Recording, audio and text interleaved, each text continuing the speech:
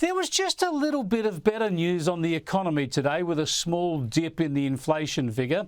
It just might mean we get a pause in interest rate rises for a month or so. We'll see.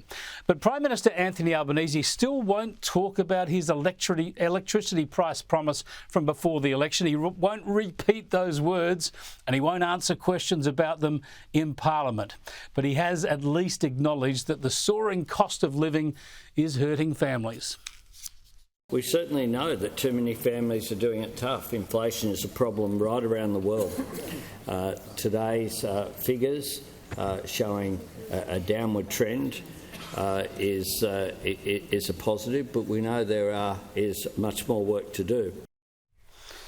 There sure is. But what is it? Giving us some cheap and reliable energy might be a good start, but everything Labor is doing on climate and energy will only continue to push costs and prices up. Still, if the PM needs any advice on how to tackle inflation, all he needs to do is catch up with ABC finance reporter David Taylor. He tweeted last night that if we pulled back on our spending for a couple of months, we could bring inflation down, which would end the interest rate rises. You don't say, David. Instead of cranking up interest rates to constrain people's spending, maybe the Reserve Bank should just get the ABC to tell the Twitterati to stop spending their money.